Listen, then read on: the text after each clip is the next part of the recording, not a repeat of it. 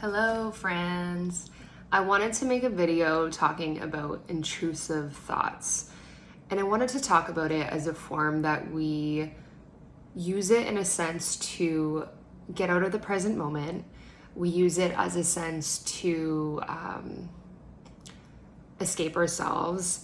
And I want to talk about what happens when we get in these cycles of intrusive thoughts. I'm not just talking about kind of like when you go throughout your day and you have these thoughts that are not supportive, but I'm talking about when people get like episodes of racing, aggressive thoughts that kind of bring you in like this spiral vortex energy.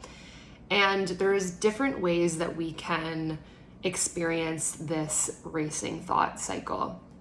There can be the racing thoughts that bring us into higher states of activation, which essentially means you're having these racing thoughts and you're getting more and more anxious. And you can also have racing thoughts that kind of start to spiral inward and actually bring you into a place of shutdown. So it brings you down and then it can bring you up. Today, I want to talk about intrusive thoughts that bring you into places of shutdown. So essentially it burrows you into yourself and you feel like you're tearing yourself apart, you don't have energy, and then from this place you numb out and you shut down and you disassociate. So I wanted to talk about it as a form of disassociation. So disassociation is essentially a way that we cope with something that triggers us and it's uncomfortable in the body, so we leave the body. And when we leave the body, there's many different ways that we can do this. And when we're in these cycles of thought, we can do the same thing in a different way where we aren't present with what's happening and we are in like an old pattern of protection. The difference though is that it almost brings you down to a place where you're kind of like marinating in self-hate and self-destruction and you're tearing yourself apart.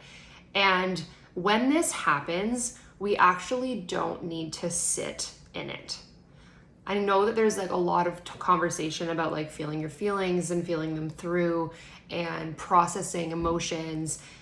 When you're in a place of shutdown, like deep shutdown, it's actually really, really important to shift your state back to a place of regulation. And it's harder when all of you is kind of enclosed in yourself to see things clearly. We almost want to bring it back up and then we can process it if that's what feels good in that moment, or we can reflect on it in a place where we feel a bit safer and more regulated in our body. And that is the one time that I really do feel like when you're in a place of deep shutdown, it's actually more beneficial to shift your state of being than to be processing your emotion. So when we are in these cycles of intrusive thoughts, it's essentially another way that your body has learned works for you, right? Like we do things out of protection. So your body has noticed, okay, when I bring her into these self-tearing thoughts, I keep her safe I keep them safe. I keep them safe because I'm protecting them from harm. So your body is kind of always picking and choosing its battles. It's like, yes, I may hurt their feelings, but they're also not gonna die. So I'm gonna choose to hurt their feelings. And your body knows that you respond to these thoughts by inflicting pain, by shutting down, by numbing out, by going into a place of what it perceives as protection of self. But it does not feel good when you're in it. And of course it doesn't feel good, right? Like you're literally tearing yourself down as a way of coping from pain. And that's a very painful experience. And when we have these intrusive thoughts, it's really important to notice what we do in response to them. So for example, when I get into a place of shutdown, especially if it's like right first thing in the morning, sometimes I would result in wearing my pajamas for longer than I wanted to, kind of like not really having much purpose in my movement. Like I'm just kind of coasting and existing and I don't leave my house and I'm just really sulky. And so for me, that has become a pairing and a pattern.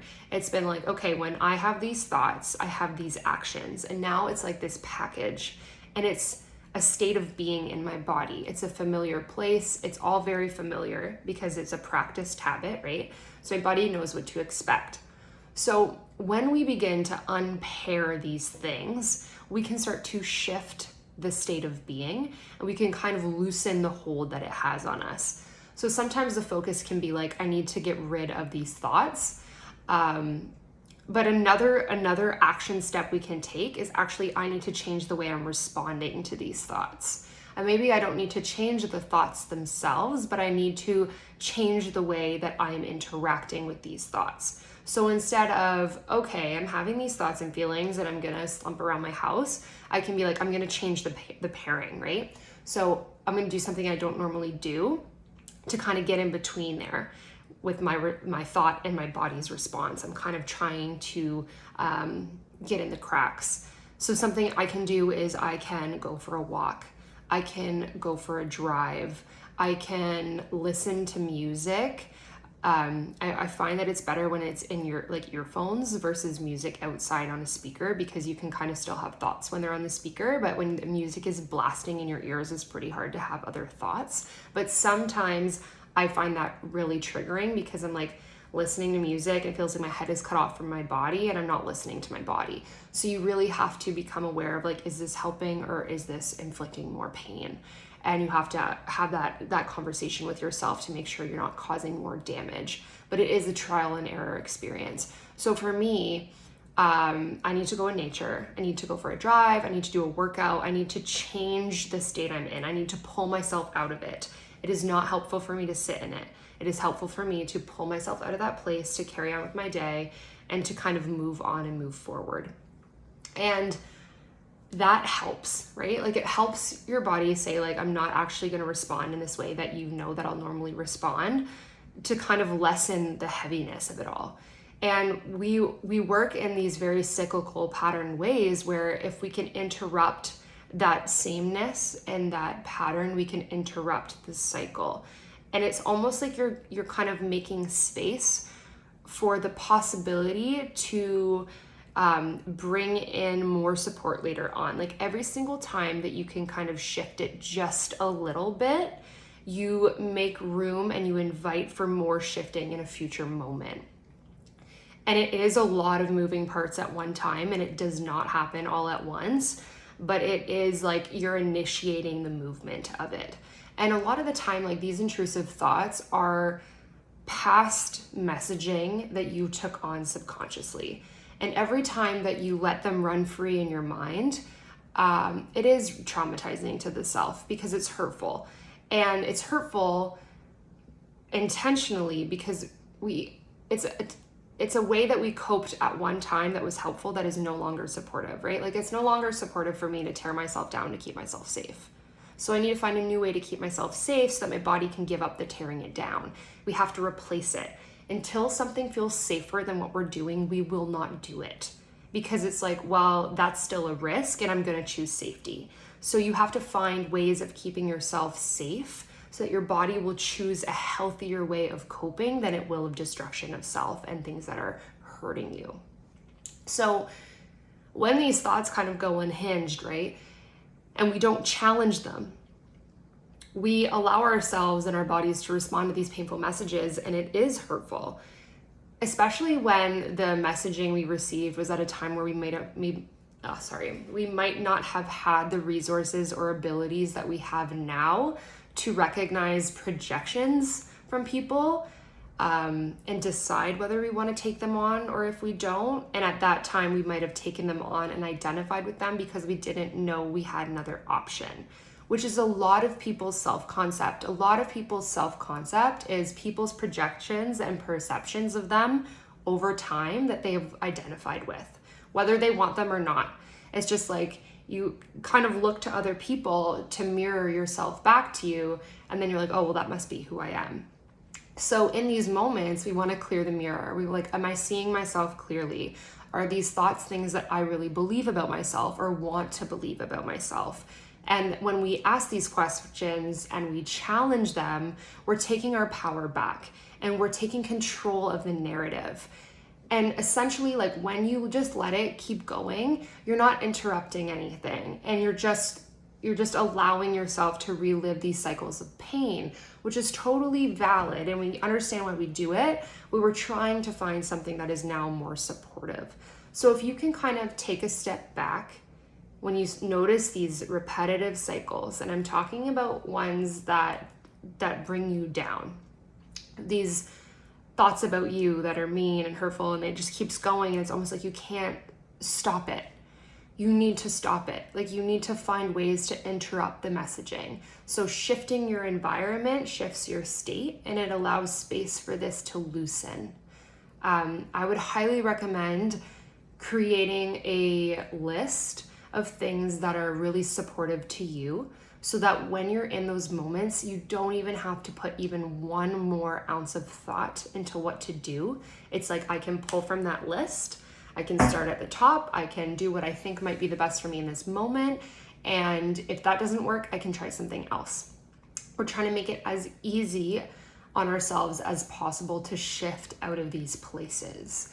Another thing that's really important is to know I do not need to feel my way through this.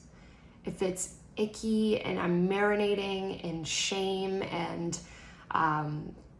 deep feelings of hurt and self-infliction,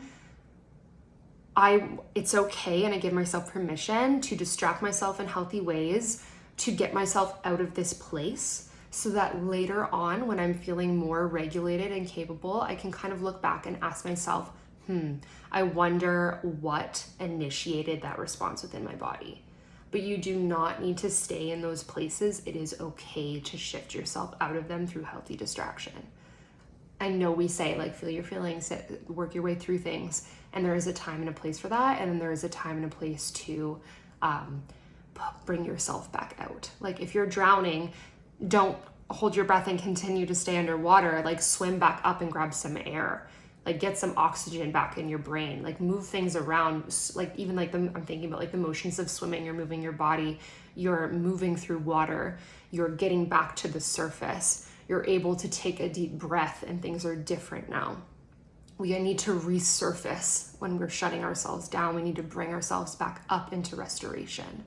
So I think the best way is just to be able to take a step back and to say, you know what, this isn't as personal as I think. Something probably upset me, and I'm gonna go shit this out of me. I'm gonna go shake my body. I'm gonna go for a drive. I am going to remind myself that these things that I am telling myself, I may have heard in the past, and I do not choose to believe them. We want to rebuild our self-construct from a place of like, I'm choosing myself. I am choosing the self that I see I am choosing what I see in the mirror, and I'm choosing it every single day. And everything that I have heard that is hurtful and mean, I do not claim as my own. I do not need to carry it anymore. I do not need to treat myself like that is my truth, and I can move on and I can move forward. I think that's everything that I wanted to say. I actually took notes, but I forgot to bring them out. Yes, I think that's everything. So just recognizing that actually can be a way that we shut down and that we disassociate. And I don't know if that's as common knowledge. I just kind of recognized it the other day within myself. Like, I knew that I would have these, it was almost like clockwork. Like, I'd be like, it's time for me to tear myself apart again. Perfect, let's do it. And it was the same thoughts, and it was the same reaction in my body, and it was always the same. And I was always trying to convince myself I needed to feel it through. I needed to do blah, blah, blah, blah, blah. And lately, over the past couple of weeks, I've been shifting my state. And I'm like, the way I was coping in the past is not supportive to me as an individual. And I'm seeing that, like, I need to bring myself back into regulation. So yes, that is what I would like to say. So it's really not as personal as we think. And it gets very interesting when you approach it from a place of curiosity. Like, is this thought my own? Where did I hear this?